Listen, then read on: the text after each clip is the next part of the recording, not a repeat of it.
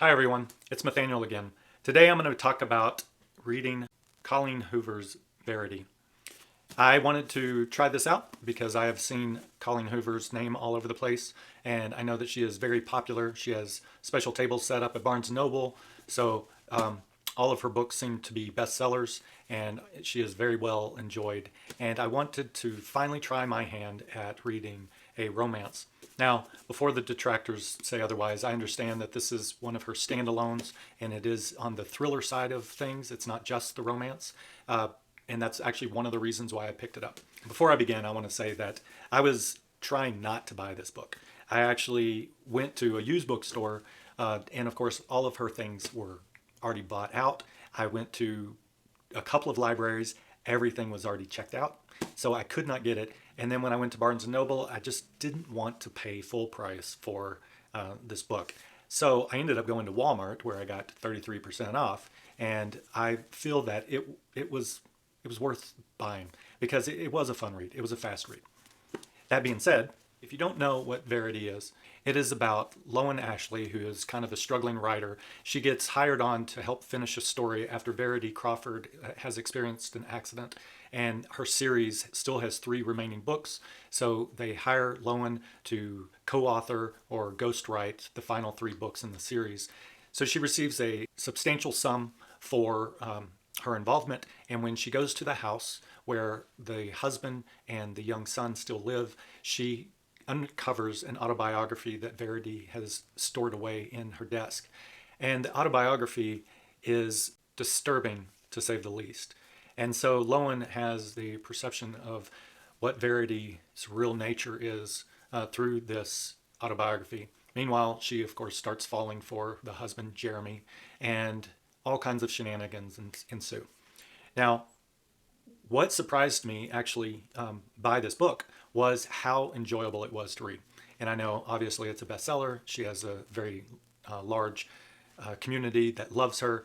And I was still surprised because the pace that the book went was very fast. I finished this, basically within a day. And the story pulls you in, pulls you down, and just keeps you going. And so I really liked how she did that. Is she a great literary writer? No. Is she a good storyteller? Absolutely. She brings up a couple of things that, kind of detract you, thinking that it's going to go a certain way.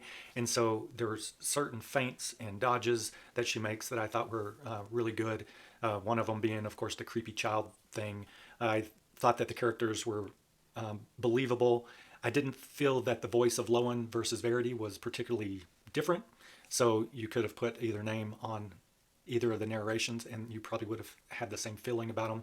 But I thought that the characterizations were pretty well done, and it leaves aspects to the imagination. And even though, there's of course some flaws, a lot of the narration goes along and there's that self-doubt, the repeating, do I want this thing? Do I want this thing?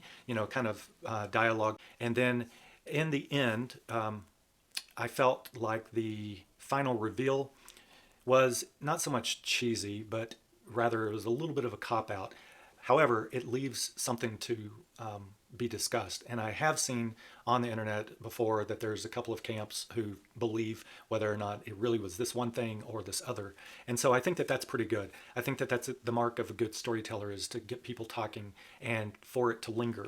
Now, some of the subject matter, as a parent myself, I found to be disturbing, but it played along with the story, and it wasn't any worse than anything else that I had seen in the past. I will admit that because of the nature of this type of book, there are definitely the scenes between Jeremy and either Verity or Lowen that kind of made me blush. I don't generally read books that are as explicit as some of that, but I understand it, and that was one of the reasons why I wanted to try it out and see what they were. And this isn't a bodice ripper or, the hair in the wind kind of book, which was really good. It, like I said, the writing is actually pretty solid. It's just not particularly literary. So overall, I would say that this is a good book. I am going to actually recommend it to my wife and let her decide what she thinks of it. And maybe later on I'll try something else by Colleen Hoover, one that is more straight romance, because I have never had one of those. And it would be interesting to see how she writes It Ends With Us rather than, her thriller.